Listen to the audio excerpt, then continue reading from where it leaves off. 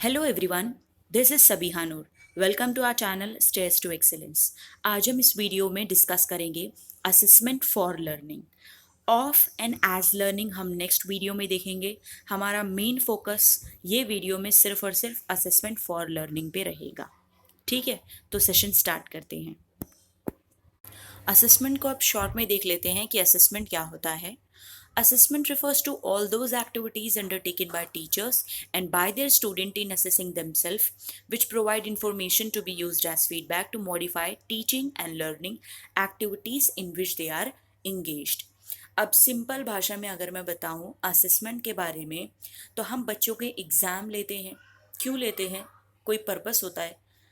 बिल्कुल होता है, क्योंकि ये मकसद होता है ताकि जो भी हमने बच्चों को सिखाया है पूरे साल, ठीक है, ये जो भी हमने टॉपिक पढ़ाया है, जो भी सब्जेक्ट पढ़ाया है, उसकी उसको इन्फॉर्मेशन कितनी हुई, नॉलेज कितनी हुई, कितना उसने समझा और वो टॉपिक को जाना। ठीक है, तो ये हम समझने के लिए बच्चे का एग्ज़ाम लेते हैं, तो वही चीज़ को बोलते हैं असेसमेंट। ठीक है, अब असेसमेंट जो है वो एक ब्रॉड टर्म है। वो ब्रॉड टर्म इसलिए है क्योंकि वो सिर्फ स्टूडेंट नहीं बल्कि टीचर को भी बहुत ही हेल्प करता है, मदद करता है। और वो ऐसे, क्योंकि स्टूडेंट को हेल्प कैसे करता है? स्टूडेंट ने जो भी सीखा समझा वो उसको असेसमेंट के थ्रू पता चल जाता है कि उसकी लर्निंग कैसे जा रही है। ठीक है, लर्निंग कितनी उसकी स्ट्रांग हो रही है या वीक हो रही है, तो मतलब वीकनेस और स्ट्रेंथ का पता चलता रहता है उसको असेसमेंट से। और टीचर के लिए इसलिए हेल्पफुल है क्योंकि टीचर को पता चलता है कि उसकी टीचिंग स्ट्रैटेजीज कैसी है, उसके मेथड कैसे हैं जो वो बच्चे को सिखा रही है। बच्चे को अगर नहीं समझ में आ रहा है तो वो दूसरा मेथड भी यूज़ कर सकती है, कुछ न्यू अडेप्ट कर सकती है। ठीक है, तो इससे वो अपना स्ट्रैटेजीज चेंज कर सकती है असेसमेंट के थ्रू। ठीक है, तो असेसमेंट इसीलिए टीचर और स्टूडेंट दोनों के लिए ही हेल्पफुल होता है। तो जितनी भी एक्टिविटीज़ होती है, चाहे वो टीचर करे या स्टूडेंट करे खुद को असेस करने के लिए, और फिर वो असेसमेंट के बाद जो भी इंफॉर्मेशन मिलती है, वो इंफॉर्मेशन से टीचर अपने टीचिंग को अच्छा कर सकती है, बेस्ट कर सकती है, कुछ मेथड अडेप्ट कर सकती है और लर्नर अपनी लर्निंग को अच्छा कर सकता है। ठीक, अब असेसमेंट के 3 पर्सपेक्टिव्स होते हैं, या आप फेजेस ऑफ इंस्ट्रक्शन भी बोल सकते हो। First is assessment for learning, second is assessment of learning and third is assessment as learning. Assessment of learning and as learning हम अगली वीडियो में डिस्कस करेंगे, बट अभी हम असेसमेंट फॉर लर्निंग के बारे में बात करेंगे। ठीक, अब बात करते हैं असेसमेंट फॉर लर्निंग के बारे में। Assessment for learning during instruction होता है। ठीक है, अब हम इसको इस पिक्चर के ज़रिए समझते हैं। Where the learner is going, सबसे पहली बात तो गोल का क्लैरिफाई होना बहुत ज़रूरी है। गोल मतलब हमको स्टूडेंट को पढ़ाना क्या है और स्टूडेंट को समझना क्या है, स्टूडेंट को कौन से स्टेज पे किस चीज़ की नॉलेज हमको देनी है। जैसे कि 9th स्टैंडर्ड के स्टूडेंट को हमको 6th स्टैंडर्ड की नॉलेज नहीं देनी, हमको 9th स्टैंडर्ड की ही नॉलेज देनी है। ठीक है, तो 9th स्टैंडर्ड वाला हमारा गोल है, वैसे ही हमको नॉलेज उसको देनी है। उसके बाद हम उसकी प्रोग्रेस चेक करेंगे कि हम उसको जो भी सिखा रहे हैं, जो भी नॉलेज दे रहे हैं, वो कैसा कर रहा है, या उसकी वीकनेस चेक करने के लिए या उसकी स्ट्रेंथ चेक करने के लिए। तो हम उसकी प्रोग्रेस चेक करेंगे, उसकी लर्निंग चेक करेंगे। उसके बाद में हम ये देखेंगे कि अगर स्टूडेंट कम है, ठीक है, अगर स्टूडेंट वहाँ नहीं है जहाँ उसको होना चाहिए, how the learner can get to where they need to be. मतलब स्टूडेंट अगर, लर्नर अगर वहाँ नहीं है जहाँ उसको होना चाहिए, तो हम क्या करेंगे? हम ऑब्वियसली उसको फीडबैक देंगे। फीडबैक मतलब उसको अच्छे से एक्सप्लेन करेंगे कि वो कहाँ कम पड़ रहा है और क्या चीज़ सही नहीं कर रहा है। तो फीडबैक बहुत ही इम्पॉर्टेंट होता है लर्नर की लाइफ में। एक कमेंट से, एक टीचर के कमेंट से फ़र्क नहीं पड़ेगा, क्योंकि कमेंट 1-2 लाइन का होगा जिससे उसको नहीं पता चलेगा कि उसको कहाँ इम्प्रूव करना है, इम्प्रूवमेंट उसको समझ नहीं आएगी। लेकिन अगर टीचर फीडबैक देती है, मतलब एक अच्छा खासा एक्सप्लेनेशन और फीडबैक जिसको हम बोलेंगे कि हाँ तुमने यहाँ गलती की, तुमने मैथ्स में ये सम में ये चीज़ गलत किया, या फिर साइंस में तुमने ये रिएक्शन में यहाँ गलती किया, तुम इसको ऐसा कर सकते थे। तो स्टूडेंट को क्या समझ में आएगा कि वो कहाँ गलती कर रहा है और नेक्स्ट टाइम वो चीज़ वो ध्यान रखेगा। तो ये सारी चीज़ें आती है असेसमेंट फॉर लर्निंग में। तो assessment for learning is defined as seeking and interpreting evidences for use by learner and their teacher to decide where the learners are in their learning, where they need to go and how best to get there। मतलब ये teacher का काम है बच्चों के learning को देखना और वो कहाँ जा रहे हैं, उनकी प्रोग्रेस क्या हो रही है, और अगर प्रोग्रेस नहीं हो रही तो कैसे प्रोग्रेस करवाना है। ठीक, अब यहाँ पर टीचर और स्टूडेंट दोनों का ही मेन रोल होता है। It involves both teachers and student in ongoing dialogue, descriptive feedback and reflection throughout instruction। मतलब अगर कोई क्लास में टीचर कुछ इंस्ट्रक्शन दे रही है या कुछ पढ़ा रही है और कोई स्टूडेंट ने कुछ डाउट पूछा, तो वो डाउट पूछने के बाद टीचर उसको डिटेल वे में आंसर करेगी तो बच्चे का डाउट वहीं क्लियर होगा। ठीक है, तो उसकी जो नॉलेज है वो वहीं पर सही हो गई और बेहतर हो गई और वो वहीं पर इम्प्रूव हो गया।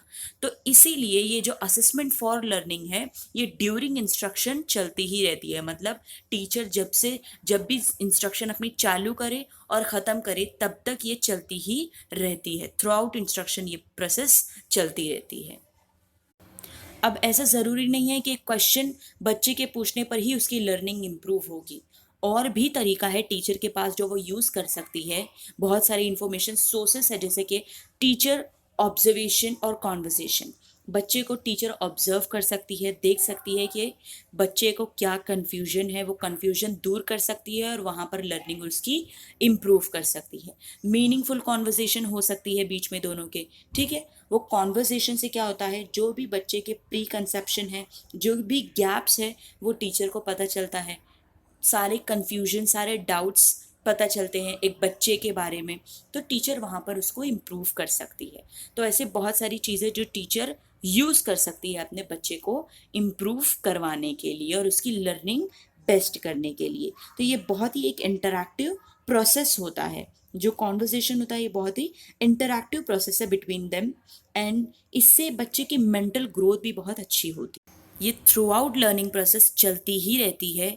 ठीक है, और ये एक ऐसा टूल है जिससे हम बच्चे को इन्वेस्टिगेट कर सकते हैं और उसके बारे में पता कर सकते हैं, उसकी लर्निंग के बारे में पता कर सकते हैं। Assessment for learning during instruction होता है। अब ड्यूरिंग इंस्ट्रक्शन होता है तो ये एक से ज़्यादा बार हो सकता है और होता है।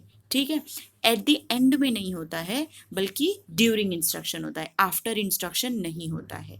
बच्चों के जो भी डाउट्स हैं, जो भी कन्फ्यूजन है, वो ड्यूरिंग इंस्ट्रक्शन ही क्लियर होते हैं।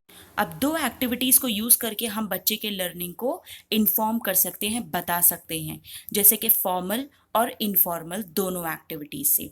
फॉर्मल क्या हुआ, जैसे कि हमने एक क्लास में कुछ समझाया बच्चे को और वहीं पर कुछ छोटा सा टेस्ट ले लिया। ठीक है, एक क्वेश्चन का या 2 क्वेश्चन का टेस्ट ले लिया और उसके बाद में हमने स्टूडेंट को बताया कि कहाँ वो गलत था कहाँ नहीं, तो इससे उसकी लर्निंग वहीं पे इम्प्रूव हुई।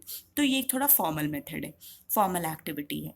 इनफॉर्मल मतलब हमने बच्चे को गेम्स करा लिया, हमने बच्चे को क्वेश्चंस पूछ लिए या फिर कोई क्विज कराया क्लास में।